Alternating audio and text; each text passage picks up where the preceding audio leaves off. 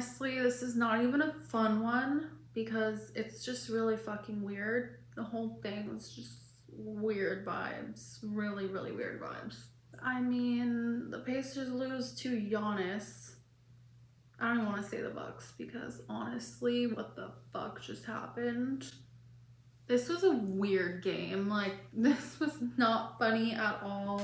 Like, the last game against Golden State was sweet and lighthearted. We got to see our Pacers legend Buddy Hield. We had Hallie trolling on the side. It was good, wholesome vibes. But this game was really just fucked up. Okay, so the Pacers lost 115 to 117. So let me start by saying I know there was a lot of build up to this game, but I did not expect it to be this dark. Obviously, there's a lot of emotion with Myles Turner returning, and Indiana's response to him and his response to Indiana, all of it was really fucking ugly. So we found out in media afterwards that Giannis had supposedly promised Myles, like, way prior to this game, way prior to this night, that he was going to win this game for Myles, and congratulations, Giannis, you fucking did it. You fucking did it. I mean, Giannis literally walked into the Gainbridge Fieldhouse looking like a super fucking villain. He literally has a black eye for some reason. I really don't know. And he was just like mean mugging all fucking night.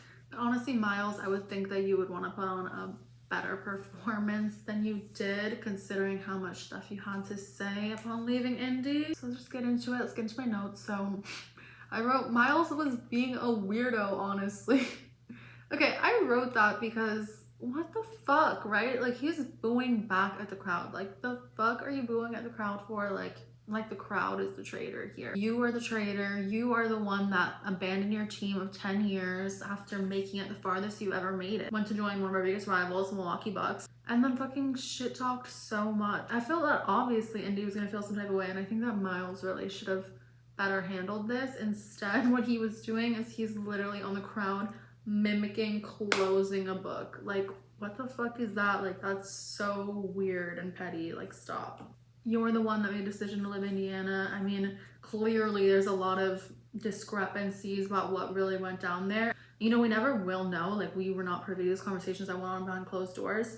But what we do know is what Myles has said, where Myles chose to go, and the fact that he told all of his team members in a group chat when the news broke. And it's just really fucked up, you know? It was real trauma that we went through in losing Hallie in game 7 in the finals, and for him to just jump ship and then to make a comment saying he was jumping ship so he could get a championship, like, the fuck is that? Like, that's so disrespectful and rude to all your teammates and to your city that claimed you and was so proud of you for the past 10 years of your life. Anyways, I could literally talk about Myles Turner so long, but I'm not going to, because it is just a sad situation, honestly. Like, the whole thing is really fucking sad, and it's just ugly. Like, this really showed that it's ugly, and this rivalry is so much fucking deeper now. Like, now it's serious shit. So in the first quarter, we really struggled. We were 4 of 17 from the field, which was a shit show, versus Milwaukee being 7 out of 11. So they had an 11-point lead over us. And really, shot making is the difference here. It's just a matter of fucking getting that ball into the basket. It's kind of just getting back to the same thing of our shots are not landing. Why the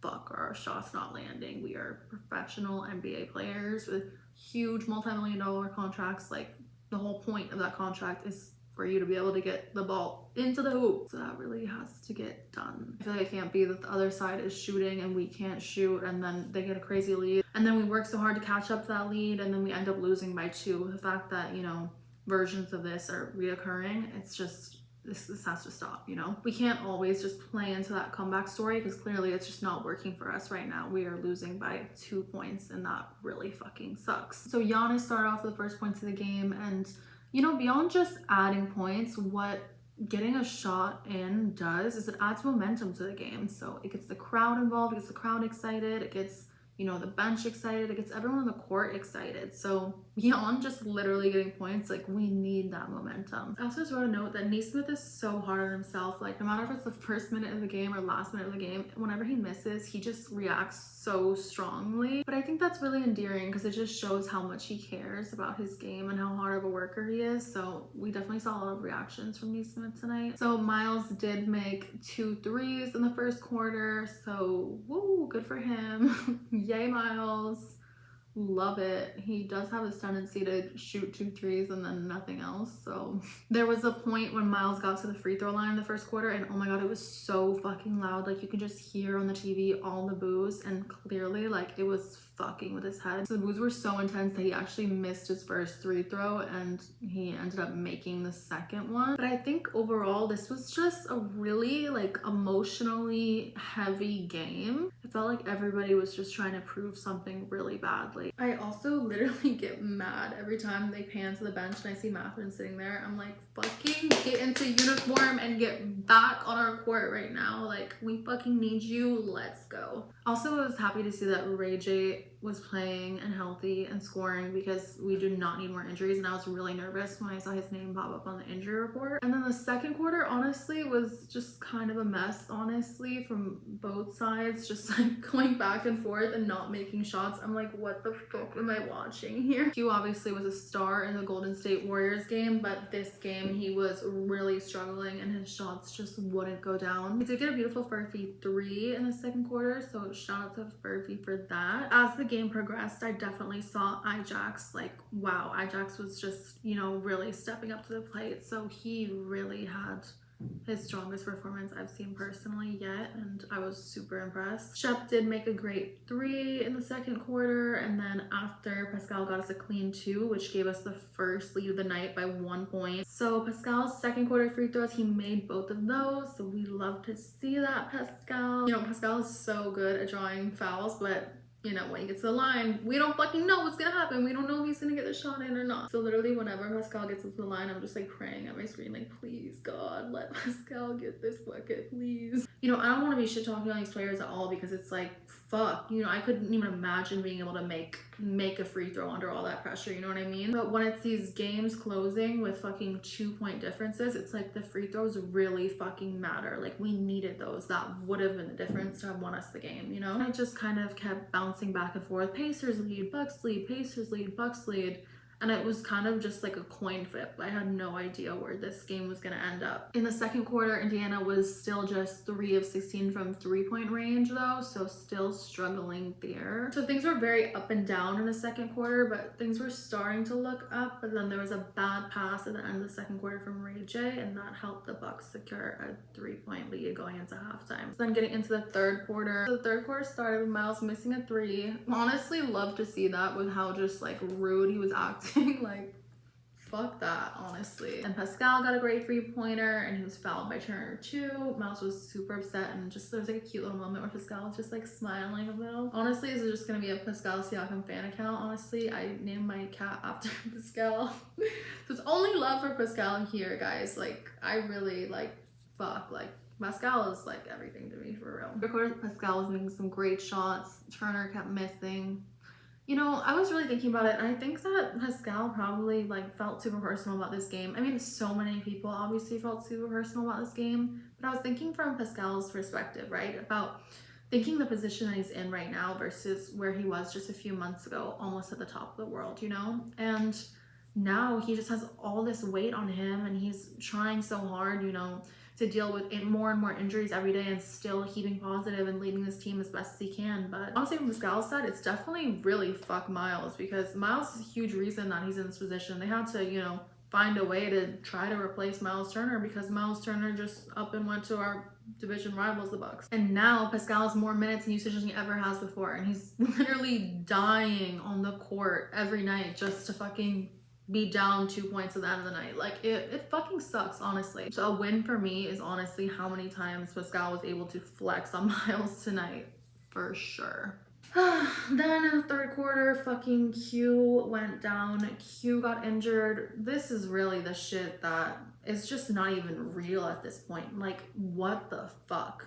are we genuinely cursed? Why the fuck are there so many injuries? I was so happy that Q was back, and I'm like, okay, one person off the fucking injury report. He did so great in the last game against Golden State. Now what the fuck? He just goes down again? Like, this shit is genuinely ridiculous. I don't know what the fuck is happening here, and it's really fucking stressing me out. He went down with that sore hamstring, so it's the same fucking injury. We will wait to see what further reports say on that. And yeah, I'm definitely just anxious about the third quarters because of how bad we've been struggling in the third quarter. So I was kind of just like, fuck, like what's gonna happen here? Are we just gonna lose it here? But we did hang in there. And a highlight for me was Taylor Peter just doing a great pass to Tony Bradley with a little two. So I'm just so happy to see Peter back on the court, and like, God fucking protect his soul, protect his body, like for real, because we need all our fucking help that we can get right now. Jesus Christ. I also wrote a little note, thank you Bradley for making your free throws. You are so consistent with that, and thank you. So the third quarter was like a bit of a mess. It was just like very up and down, but overall we were consistent. We just like wouldn't go away. We're like pests, you know, like the Pacer pests. So there's lots of ups and downs, but we ended the third quarter down 7, but it was just a shame, you know, because we had it to a 1-point game. We just did not need to be down 7 going into the fourth quarter.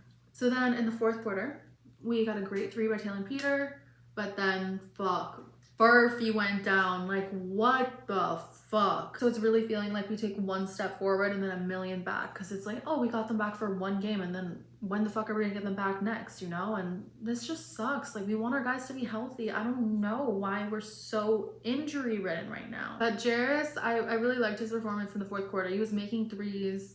I was seeing a lot from him, you know? He was rebounding and making threes. And just like, we were really fighting. So that's also beautiful too, you know? Because the Atlanta game was a shit show. The fight wasn't there. But here you can see, like, we were really fucking fighting. IJAX had an amazing fucking dunk. I wrote IJAX dunk amazing, bow, bow, bow, bow, bow. That was amazing fucking dunk by IJAX, for real. IJAX was going off. Then we're at 1 minute 25 seconds left in the game, and it was a 2-point game. Myles fouled Siakam. Myles was stressed. I was stressed because just as much as I love my Siakam, I love him to death. I thank Cameroon, the country of Cameroon, every day for my Siakam.